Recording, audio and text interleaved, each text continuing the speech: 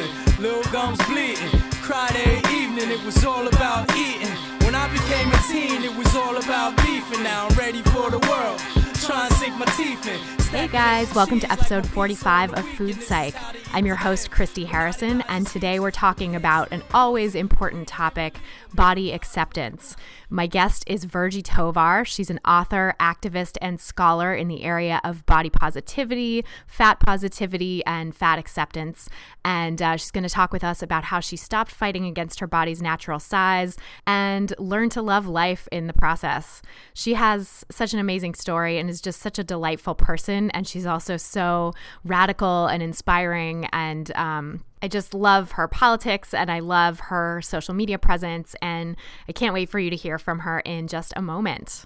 But first, I want to point you to a couple of great resources for helping improve your relationship with food. The first is my free quiz to assess your relationship with food and see how healthy it is. I'll send you your results via email along with more than a dozen personalized, individualized tips to help you make peace with food wherever you might fall on the spectrum right now. Take the quiz and get your results today at christyharrison.com/quiz. That's christyharrison.com/quiz. The second resource I want to share is my Intuitive Eating online course. It's a 13-week program that I created to help you work through all the principles of intuitive eating in depth and really demystify and troubleshoot the common areas where people tend to get stuck.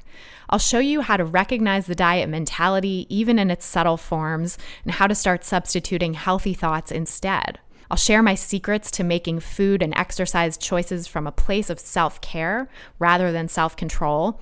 And I'll teach you how to navigate emotional eating and how to stop alternating between restricting and overeating, and so much more. Several participants have shared that the course has helped them make peace with their, quote, off-limits foods already. As one participant put it after trying one of their, quote, unquote, bad foods, I felt free, sweet, sweet freedom. Why was I so afraid of this food? I doubt I'll feel the need to buy another package when this one's gone, but just knowing it's off the bad list tastes and feels like a huge epiphany. What a moment of power.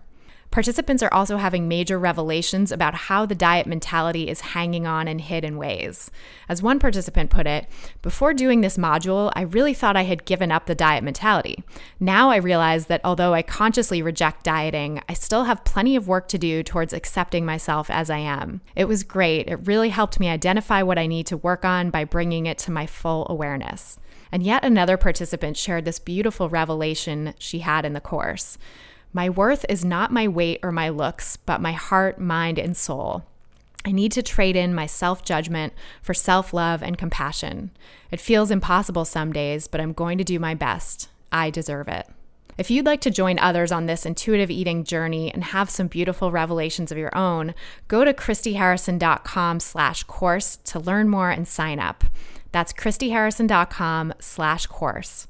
And then finally, if you like the podcast and want to help us reach more people who need to hear the body positive message, you can leave us a great review on iTunes. And I really appreciate people who've left reviews so far. Just open up iTunes on your computer, type in Food Psych to the search bar, click the result that comes up under podcasts, and then go to the ratings and reviews tab. There you can leave a rating and review sharing what you love about the podcast. And I'm so grateful for these nice reviews because they help bring us up in the ratings and help more people find these positive messages. Okay, so without further ado, let's go talk to Virgie Tovar. She lives in San Francisco, but she happened to be in New York recently, and I was able to talk to her in my home in Brooklyn. What was your family's relationship to food like, and how did that affect how you related to food and your body?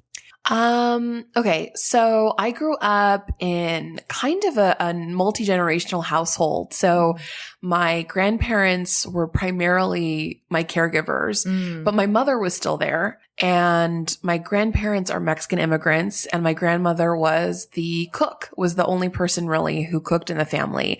And so our diet was largely Mexican food. I grew up eating tortillas. I mean, that's something that feels very, I mean, what I love about it is there's a physical memory attached to corn and tortillas and things like that, you know, because when you grow up eating tortillas on the table, like when you grow up with tortillas on the table every day, you learn to use them like silverware, kind of, you know, you eat like a spoon or even a fork, kind of. And so it's really, I love when I'm, when I'm at a restaurant or at home or wherever, and there's just that physical memory of reaching into the little basket of tortillas, taking one out, ripping it, and then using it as a spoon. And it just is so intuitive to me. And there's sometimes these moments where I sort of am a little bit taken aback because I'm so Western and Americanized in a lot of ways. And yet there's this very concrete physical memory. So yeah, I grew up with my grandmother preparing everything. Every day she would wake me up and have a very traditional American breakfast, like usually cereal. And then she'd make me lunch, which was always a little bit strange. It's funny because I've written to a certain extent, not a lot, but I've written about what it was like growing up being a kid who didn't have an American lunch, quote unquote, and how there was a lot of longing there. I grew up in a largely, I would say, Latin American, Central American, and Asian immigrant community. So most of us had parents who didn't eat peanut butter and jelly sandwiches and gummy bears for, or gummy snacks. Yeah, fruit snacks. Exactly. But, there were a couple of white kids, American kids, who they had that kind of iconic American meal, and I remember we all had these lunch boxes, lunch pails, and there was this one kid named Joey Bree who was like one of the only white kids in our class. And he always had peanut butter and jelly sandwiches in these little plastic baggies as compared to me. I had this like weird, soggy, like much more nutritious, right? Like my grandmother was very invested in me having a lot of protein. So a lot of times it would be like a whole chicken breast on 2 pieces of bread, and she had put it on the bread while the chicken breast was still hot. So the bread was like sealed onto the chicken. It just was like this mutant sandwich in foil. And it was always the foil because she wanted to keep some element of the freshness and the heat, which is very smart. But it just aesthetically did not resonate with what I felt was what I was supposed to be eating, what it's supposed to look like. And so Joey Bree, he had like the juice box and he had the fruit snacks. And I just remember, even though television was the only access I had to that kind of imagery, I very much felt like that was what I wanted. And so I attach food to a couple of things. One, that feeling of longing, that feeling of how food can signify belonging or not belonging. And I think the other thing was once I got to an age where I was aware of my body as a bad thing. So, I grew up in a fat family and I was a fat kid, and I actually had not remembered this until recently, but until I was about 5, I had no negative messaging around my body. And I was in preschool. Amazing. Yeah, I was in preschool and I had a boyfriend. He was like the hottest boy in the class, and his name was Ray Ray. And Ray Ray was the smallest person in the class, and I was the biggest person in the class. And so I was absolutely aware that my body was bigger, and I was aware that he was very small, but it didn't mean anything. It wasn't like, it was just kind of this thing. Like my belly was there and it was stuck out, and it was just a fact. It didn't have any meaning. And then once I went into probably, I would say, kindergarten, and there was kind of a much larger array of ages of children, I feel like that was largely what contributed to my sense of, being taught that my body was bad because it was fat and that I was bad as a result of that.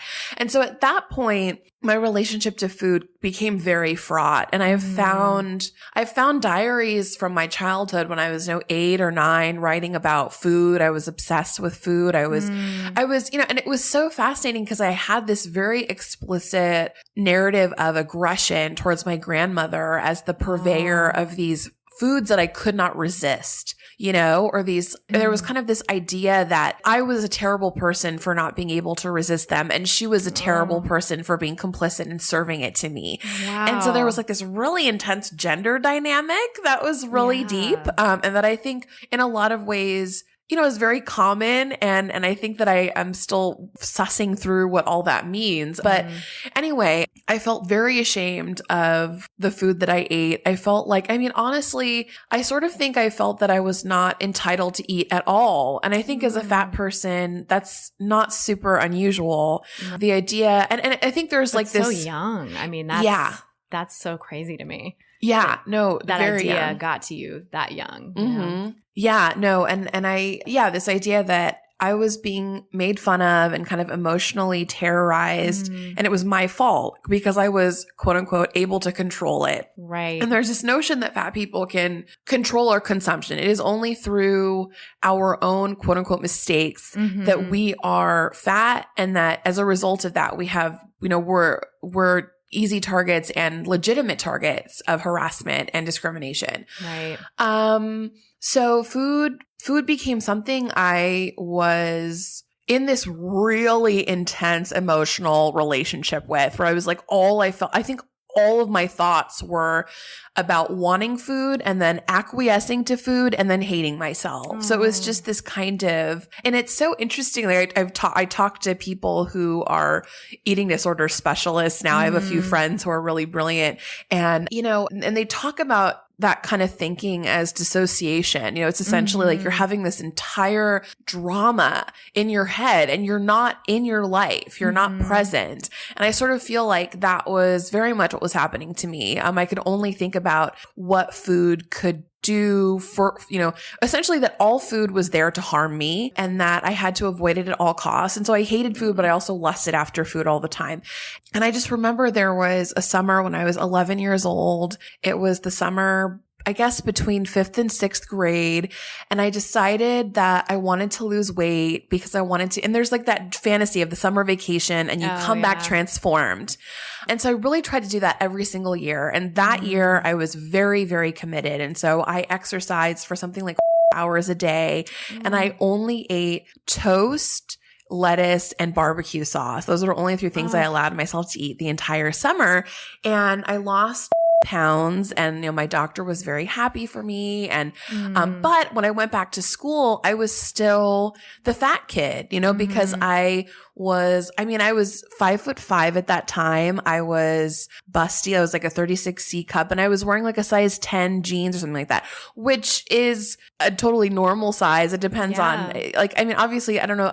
I want to like destabilize the notion that there's normal size, but like in the sense that looking back on it, I sort of feel like I was monstrous, or at the time I felt like I was monstrous.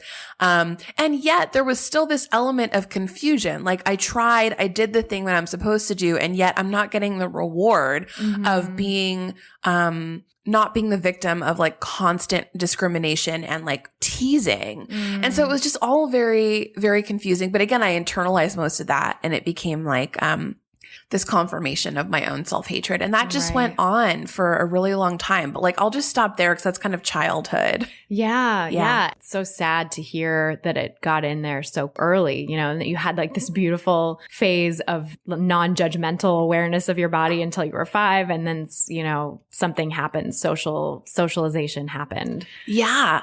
Are you aware of like what gave you the idea that controlling your food would control your body and give you access to this whole other world? Like, was it just diet culture had permeated into your life at that point, or? Yeah, that's a really great question. I'm trying to think about that moment. I feel like it felt so osmotic. It felt so intuitive. I can't even pinpoint it. That's how strong that culture is. Wow, I can't remember, exactly how I knew that it was quote unquote food's fault for making me a fat person. But I knew it without a doubt, Yeah. I think that just shows how much work we have to do, in our society too. And it's because it's starting earlier and earlier. Kids are going on diets now on average at like age 8 instead of age 14. And it just keeps getting younger. So, yeah, for people to be able to have a good relationship with their body, it doesn't last very long.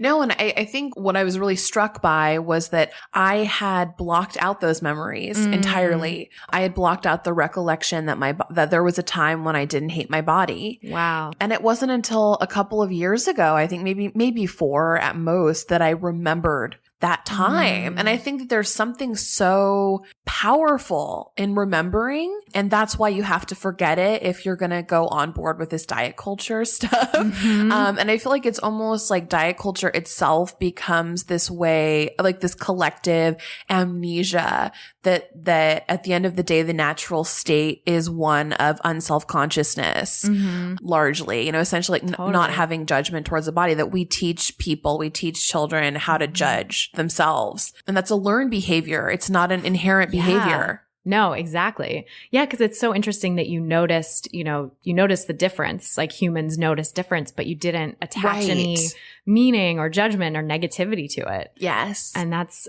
such a beautiful experience to have had, at least to be able to access, hopefully again, now it's like you've come back around to that. Like, well, I'm trying. I mean, I think I feel very much like diet culture and media have stolen that from me. They stole that relationship from me.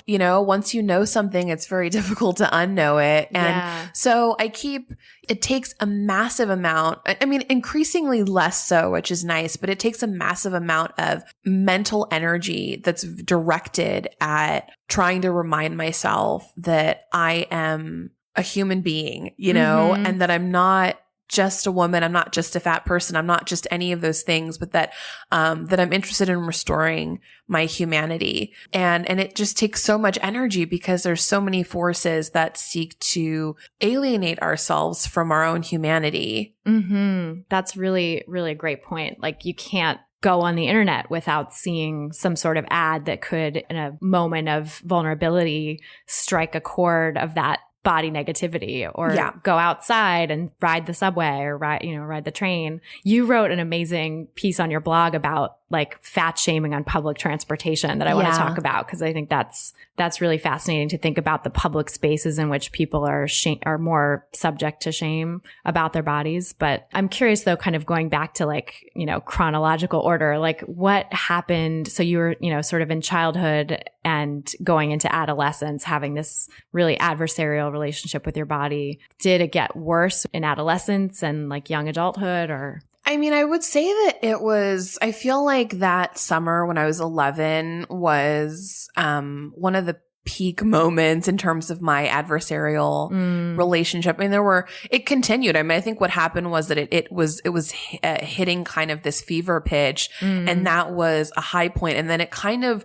plateaued. It stayed at that really dangerous point for quite some time. And all through high school, I was dieting and obsessed with food. And I remember another really terrifying point for me was when I was 18. I was an undergraduate, and I had an opportunity the university I was at happened to have a new program where you could spend 3 months doing a study abroad. So it was like a short-term study abroad that was now available to freshmen and sophomores. And so I decided to go to Italy, and again, very much mirroring that 11-year-old summer idea that if I go and I return, I mean, my fantasy was that of dieters all over, right? Which is like, I'm going to go to Italy and then I'm going to lose weight. And then when I come back and I'm exiting the international terminal, I'm going to walk right past my family and they're not even going to recognize me. I'm going to turn around and reveal myself and sort of like, and so there was like this very sophisticated fantasy attached to it, which is like so, right? Like that's what the whole thing is. It's like fantasy dream. It's like this ridiculous, over the top, childlike experience of life, right? And what life magical could thinking. be. Yes, magical thinking. And so, so anyway, I go to Italy, and in retrospect, I think, God, how sinister is diet culture that I would do this? But I decided that I was going to starve myself in Italy, like altogether, just, oh my God, just not eat. And I mean, I talked to some of my girlfriends there and they were like, this is a bad idea, and so even at that time I had people, but they weren't normal people. They weren't like trying to come in. They were like, all right, you're you and you get to do what you want, but this is a very bad idea. But in my mind, I was completely undeterred. I thought they're just jealous because they don't have the discipline that I have and they don't have the drive that I have.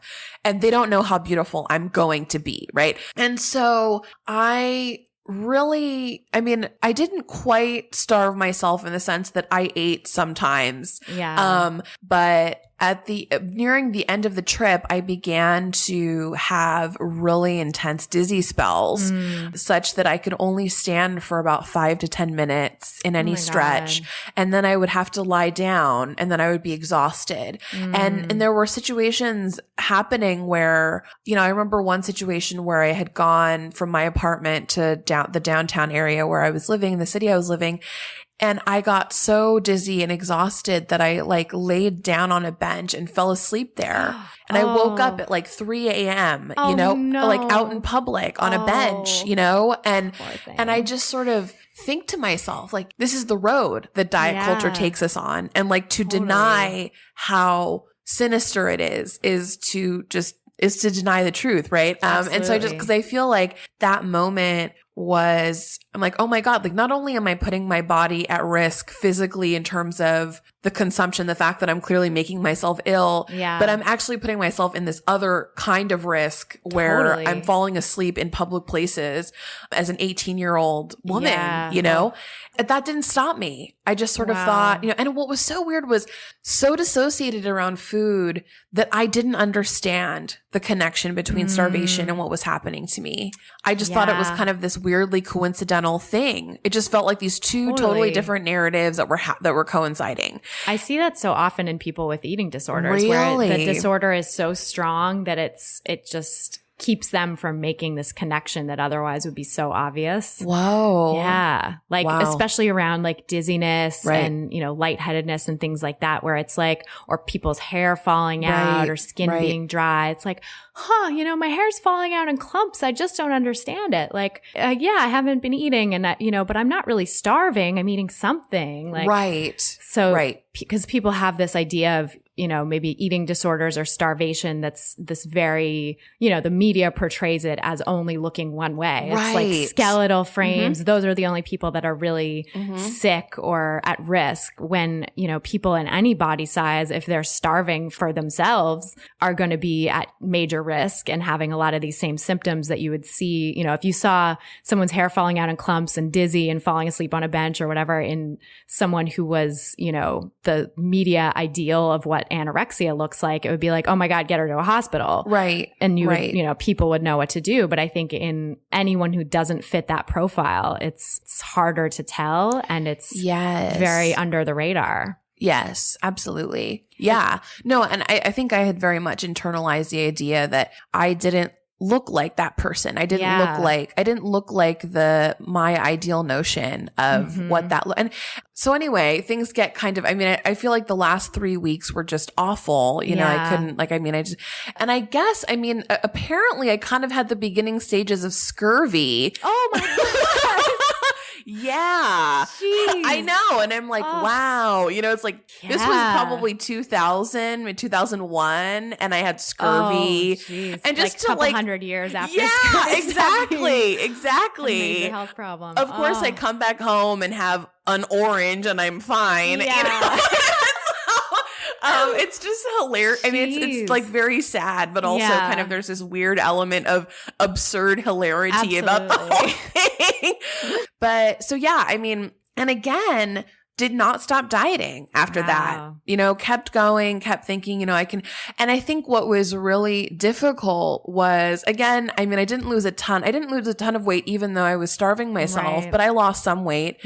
And all of a sudden I had hit some kind of special point in the way that I looked where I got a lot of affirmation from other people.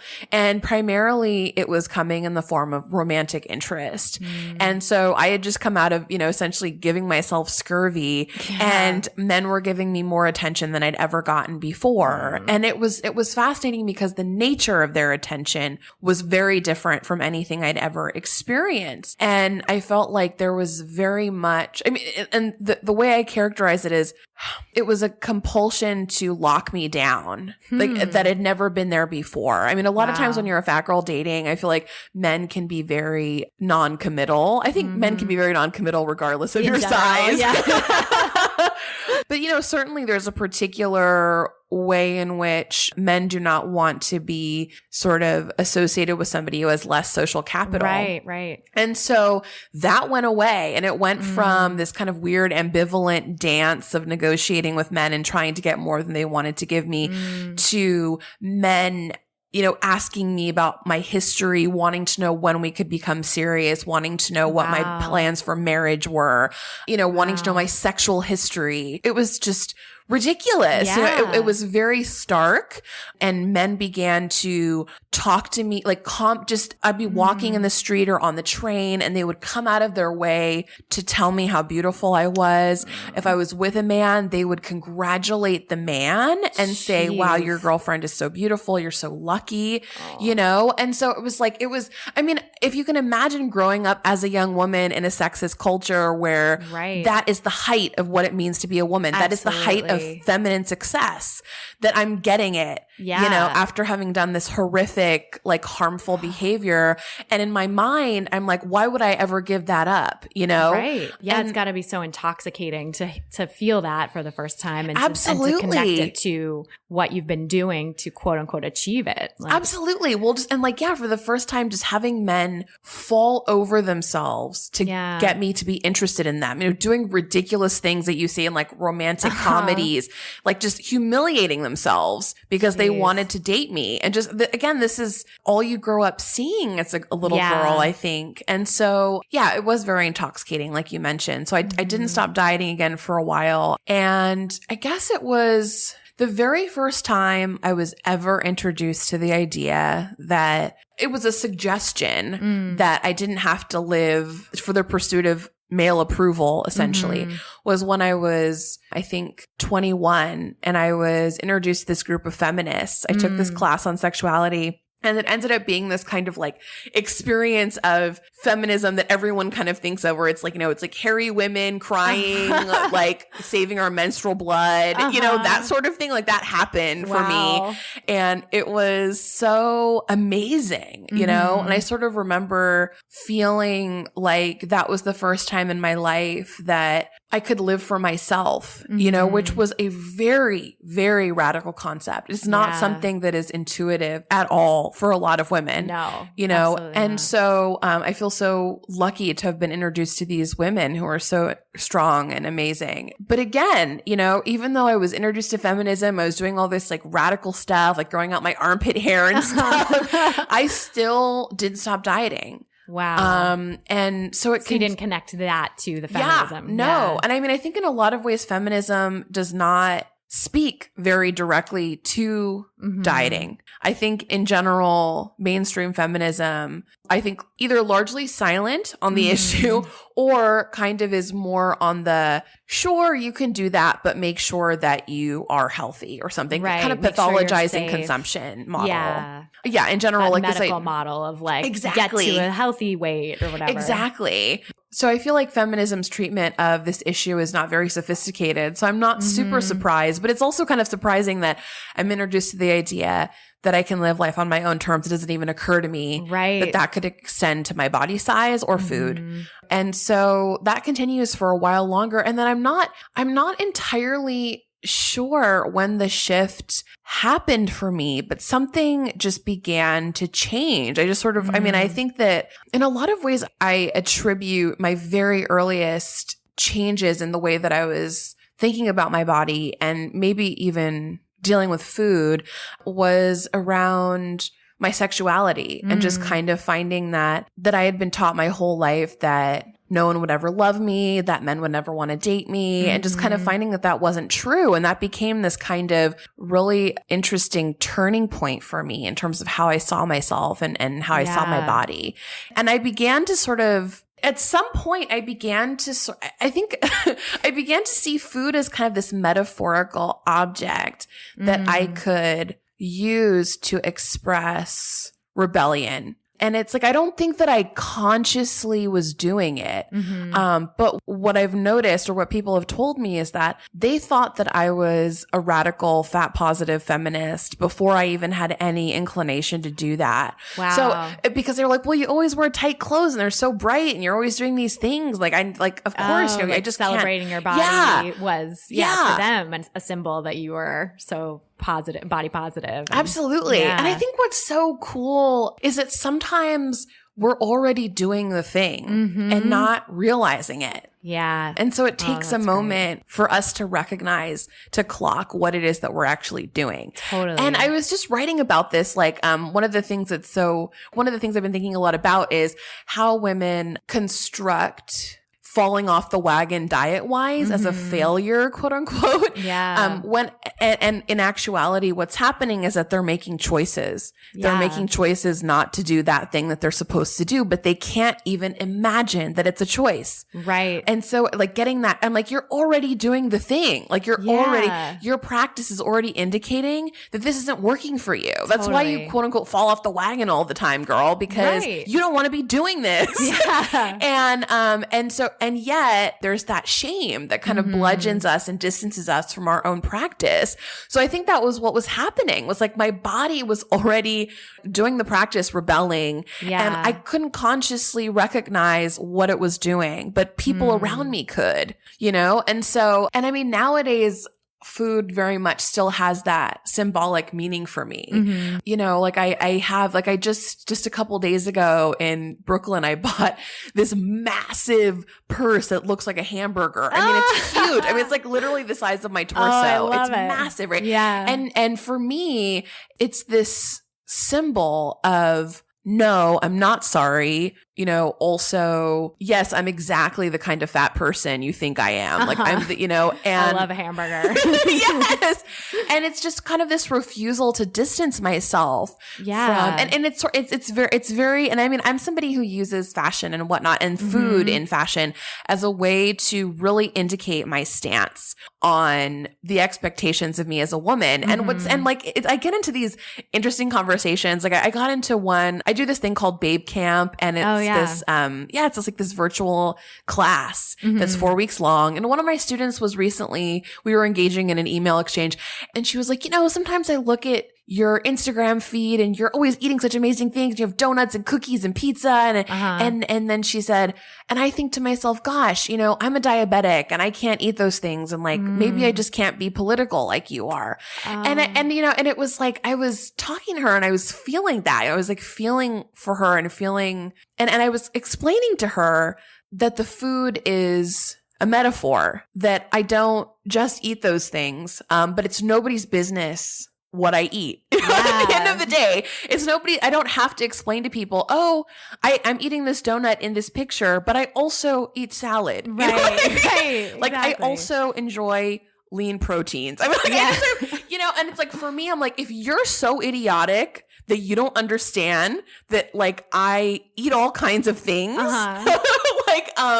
like I don't owe you. And I mean, I'm not saying my student was idiotic, but like, I think people who want to judge fat people who do that sort of thing, if you are so convinced of me as like this irredeemable, horrible, unhealthy, quote unquote person, I don't owe you anything, you know? Yeah. And so I think for me, like the food and the images symbolize that anti-assimilation, that rebellion, that kind of like that refusal to be apologetic, because I think that there's this increasing narrative that as long as you're doing all the right things, eating all the right foods, exercising and whatnot, and performing those things, particularly, I think that's the most important element, that you can somehow kind of get a pass. Right. And I have major problems with that model. Yeah. Especially, I mean, there's lots of reasons why, but I think again about how much women are expected to perform all the time. Totally. This is uncompensated labor that we're just, people, I guess. Yeah. And my thought is like, I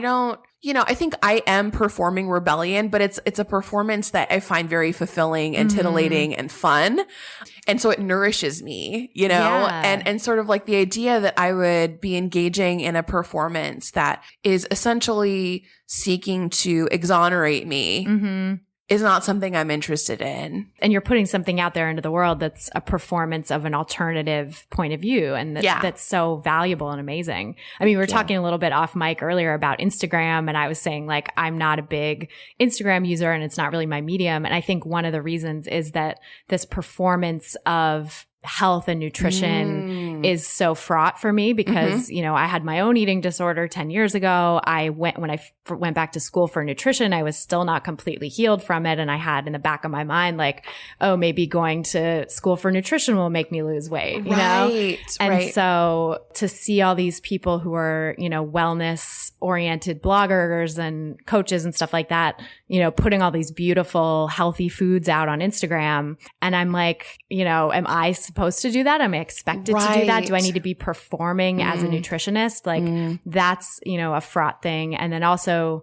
I have started putting, you know, posting some of the more interesting things I eat, the things that aren't salads and that are like, hey, check it out. I'm a nutritionist and I'm eating pizza. And like, you know, to try to provide an alternative and show that I'm not just performing the thing that you might expect me to perform and that nobody has to and nobody should have to, you know, just eat one way. Like you can enjoy all foods no matter who you are, what your profession is, what your size is. You know, health is a very personal decision and it's, you know, a balance, and eating a few interesting, fun things does not make you unhealthy. Right. And I think if I start to really take on that mandate with my Instagram, that might empower me to use it more. But there's just still something fraught. I guess also because Instagram, the things that I've posted on Instagram with the health at every size hashtag or, you know, body positive have gotten so much trolling. Oh, wow. That has never happened to me on Twitter. And I've been on Twitter for a long time and have, you know, pretty big Twitter following and use those hashtags all the time. And it's like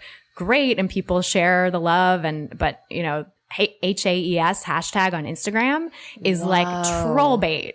Wow. So I just don't like to deal with that. And I think that's part of why I've also stepped back from it a little bit. Yes, that makes sense. Yeah. Yeah. So, you know, in terms of your like performance of loving your body, loving food and all foods, what has been the reaction you've gotten? Like, have you gotten trolls and how have you dealt with that yourself? Yeah. I mean, whenever I have an article that gets published on a big platform, especially if it's focused on me, because I mean, sometimes I author something, but I'm not really the focus of it. But if I'm the focus of it, there's like this spike in trolling. There was I had this piece that went up on Yahoo front page and it just got a bunch of traction, and I have a hashtag lose hate, not weight. Love that. Thank you. And there were these trolls who not only went to my account and commented on almost every photo, but they went into everybody's account who would ever hashtag lose hate, not weight, and said awful things to them. And so, I mean, I don't know, it was probably, I mean, I'm sure as always, it was a very small minority, a very dedicated, vociferous minority. But yeah, they have impact, you know, because all of a sudden, in a lot of ways, and I think this is kind of what I'm realizing more and more, I see my feed as kind of like my backyard, you know, and I understand the internet is a democratized space, but for me, I feel like there's that just because it's a democratized space in some ways doesn't mean that I don't have feelings attached to it. Doesn't mean that I don't have proprietary feelings around it and other kinds of feelings when people violate that. You know, in my mind, I'm like, it's like somebody coming into a house party I'm having and spewing this vitriol. Of course, I'm going to have a reaction to it. Totally. So, but in general, I would say I've had thankfully minimal, at least as of yet. But in terms of like the reaction in general, I think that people are largely really stoked about it. And again, I think because the people who are interested in my work have kind of an unusual anti-assimilationist stance on this matter.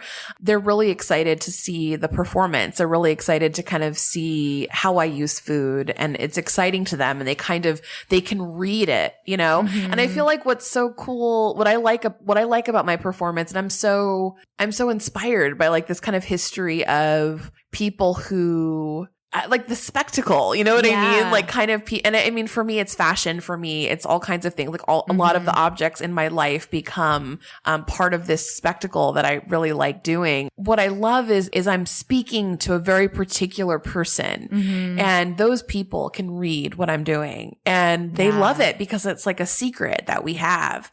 And if you don't have the lens, it doesn't make any sense. And I think that there's also this part of me, and I don't know if this is like a jerk thing or what, but there's a part of me that's like, I don't really need to be legible to everybody. No, I don't want to be legible to everybody. Like, I don't need to make this palatable for you. If you're not going to do the work, like, I can't help you, you know?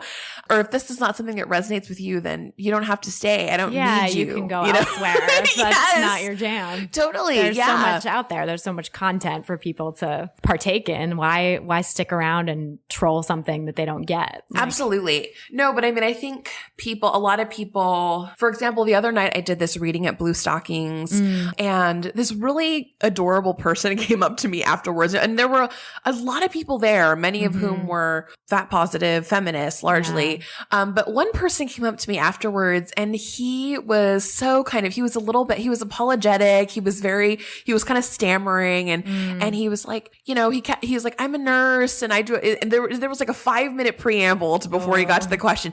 And he was just like, when you said that you decided that you were going to stop worrying about health and that was a choice for you, he said that his mind just kind of exploded. Like he was like so confused, and he kind of expressed this total cognitive dissonance. He just could not understand what I was saying. Yeah.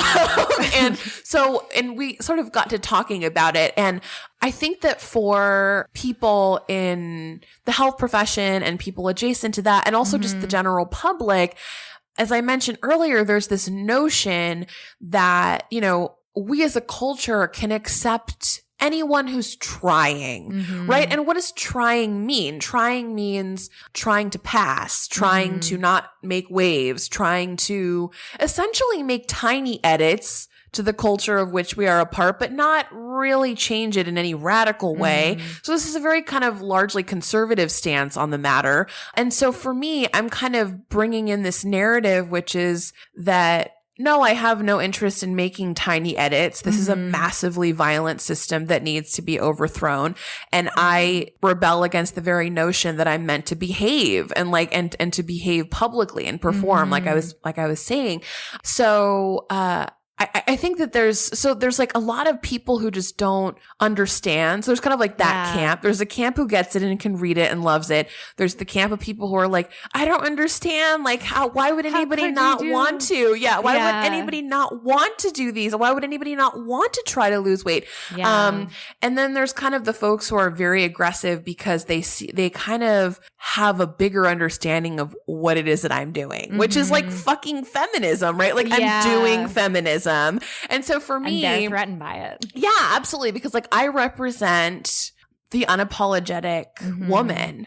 And there's not really room for that in like the culture at large. And so an example of that would be, something I wrote somewhat recently got reposted to Reddit. And I only know this because I got this huge barrage of comments on my blog. So they couldn't just lambast me at Reddit. They had to come over to my blog, which was like, why? It was felt like this weird punishing. Like I'm like, you have to punish me? Like you couldn't just talk about me over there and say whatever you wanted, which I don't care about. No. Like I'm like, honestly, if it's on another platform, I couldn't care less because it's just like people have, in my opinion, like people can have whatever opinion they want in their backyard. Totally. So, but don't come to my backyard. And it felt very punitive. So, and what I found so fascinating was that their major problem with me was not that I'm a fat girl, was not that I'm like, quote unquote, not the kind of girl they want to have sex with, which I don't believe, but but more importantly, that they were attacking my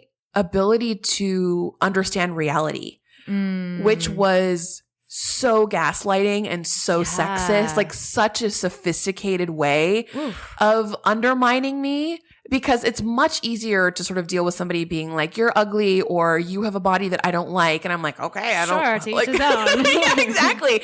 But then to come into my backyard and tell me that I'm entitled, that I don't have any understanding of facts, that I'm some kind of bratty princess who's living in a fantasy world.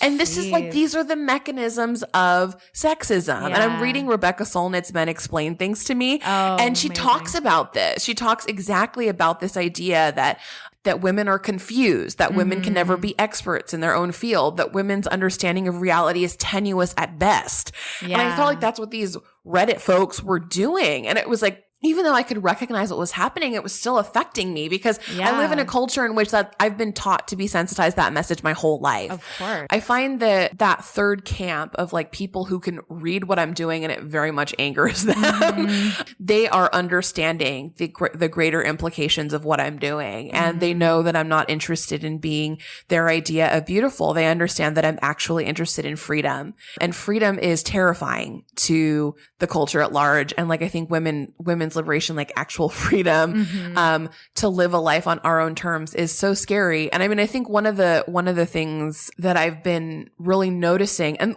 like the past couple of weeks, I've been thinking a lot about beauty. I had this conversation with a friend of mine who's a photographer, and we're going to probably be collaborating on a project soon. And she was like, what do you feel about beauty? You know, in photography, she was saying, I use so much beauty is such a big part of what I do. Yeah. And yet I have really complicated feelings about it.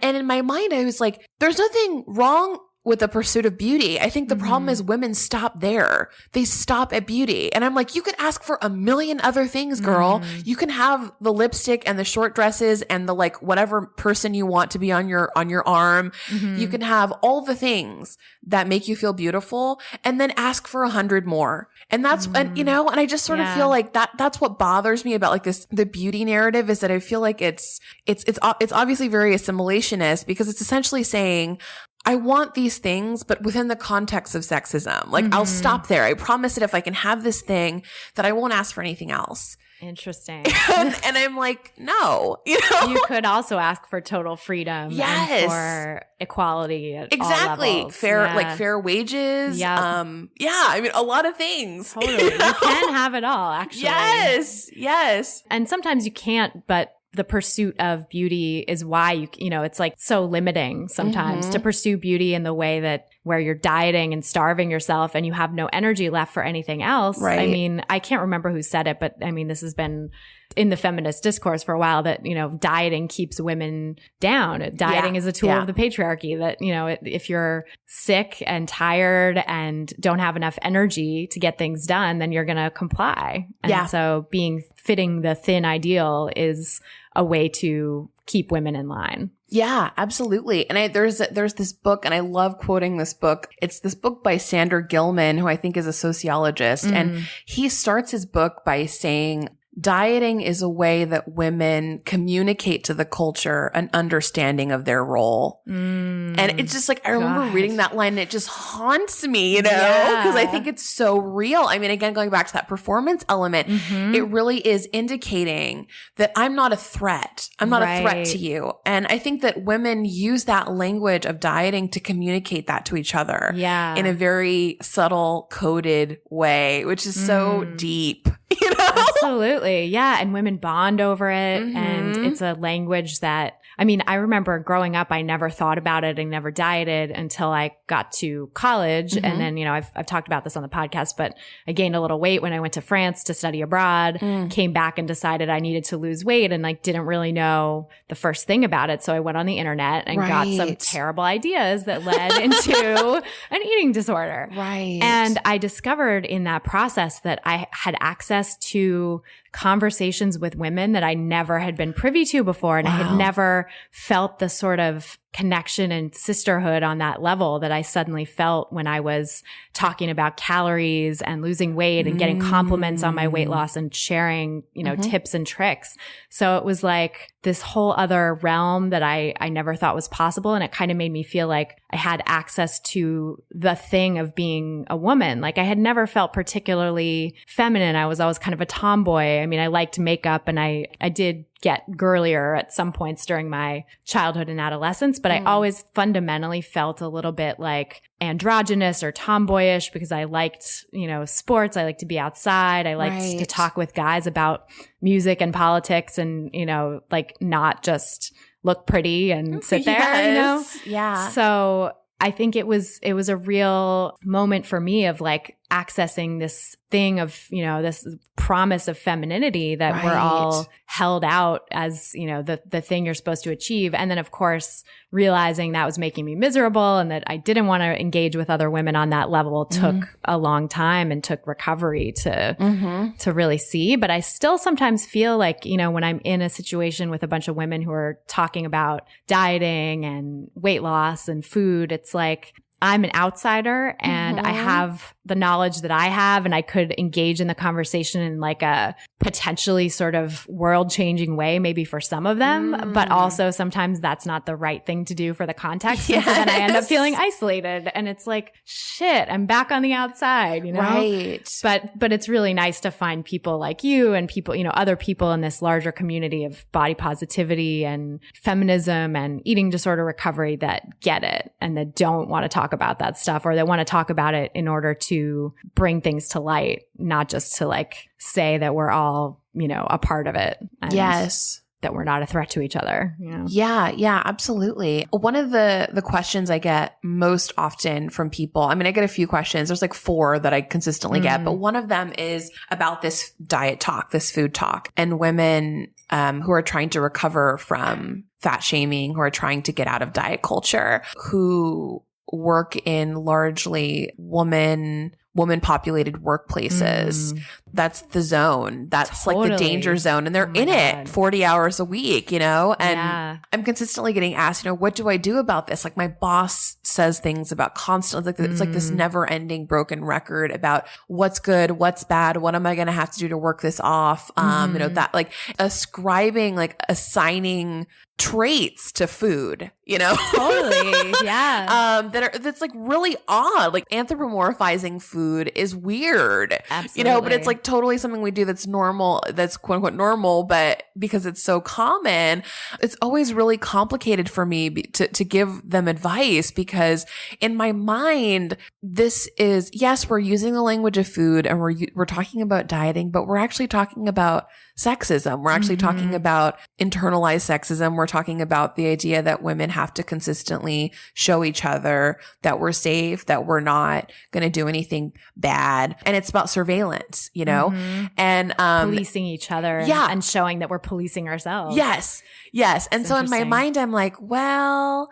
this is a patriarchy problem. and I think this is what's so brilliant about it is that, it's just the newest manifestation. It's not that new, but I think certainly we're at a moment we're galvanized as a culture around fatness and diets and whatever.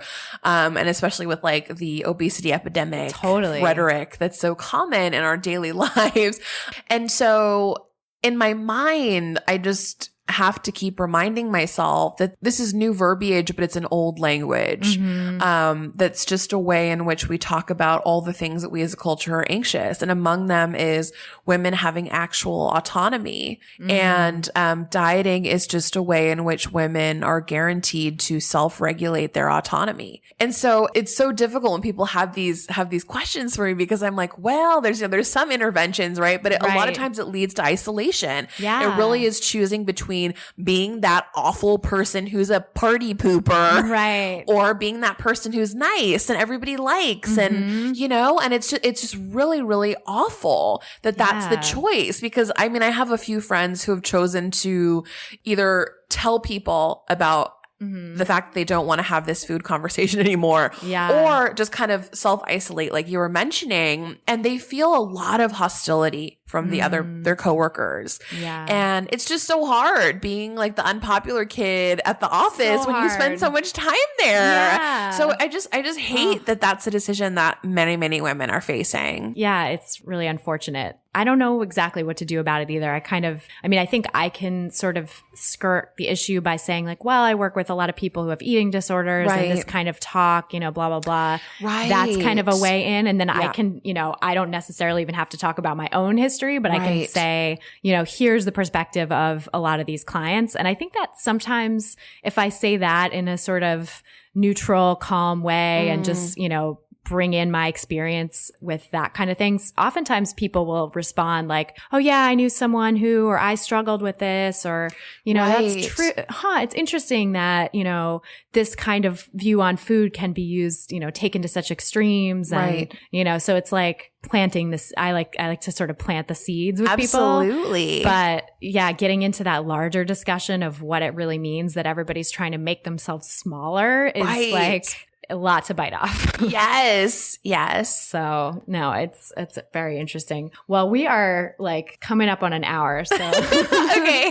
could talk forever. But I wanted to ask you about like your current work, what you're working on, and if you can point people to some resources online to find more about your work and more about you. Yeah. Well, I feel like the hub for everything I do is my website, which is virgietovar.com.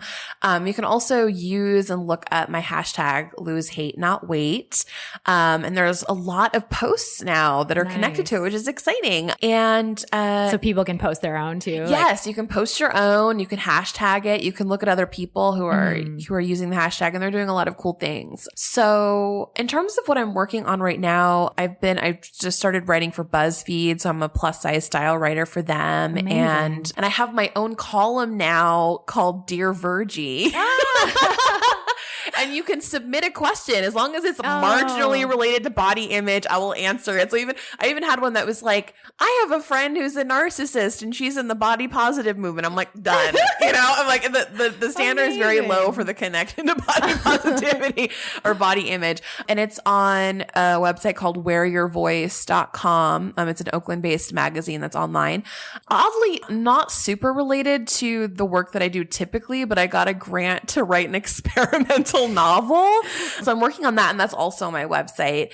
And then I'm trying to think of what else. Like I'm thinking, okay, well, so this is a little bit secret sauce. I can't give all the deets, but I'm going to be working on a new campaign that I think is going to be photo and also image based, and I'll launch it on my blog, which is on my website, once it's up and running. And I think there's going to be a submission component. So if folks feel inspired to submit, that'd be great. And I think that's kind of the breadth of it. Yeah. Yeah. Awesome. Well, I love your work. I love your blog. Thank you. So for anyone who's interested in body positive resources, I think your blog is a great place to start. So Thanks. yeah, thanks so much for coming on. It's been delightful talking to you. Same. So that's our show. Thanks again so much to our guest for being here and to you guys for listening. We'll be back again in 2 weeks with another brand new episode. So be sure to subscribe on iTunes or Android or whatever your favorite podcast app is if you haven't done so already. Meanwhile, I'd love to stay in touch with you online. The best way is by email. So if you join my email VIP list, you'll get exclusive tips about intuitive eating and body positivity and updates about all my work as well as new episodes of the podcast. So if you go to christyharrison.com/email, you can sign up there. That's christyharrison.com/email. And I would love to have you guys all on my VIP list. And then you can also follow us on Facebook and Twitter. We're at Food Psych on Facebook and Food Psych Pod on Twitter. And then I am also on Instagram, just me this time. I don't have a separate account for the podcast, but I'm on Instagram at Christy Harrison, and the first I is a 1. The music you're hearing behind me now is by a band called AWOL, and the track is called Food, used under the Creative Commons license. Thanks again for listening, and until next time, stay psyched. Stupid or scared, no work in the kitchen now. Who put you there in that perfect position now? Bullies want your food, and you ain't really beat. Have you ever went over your friend's house?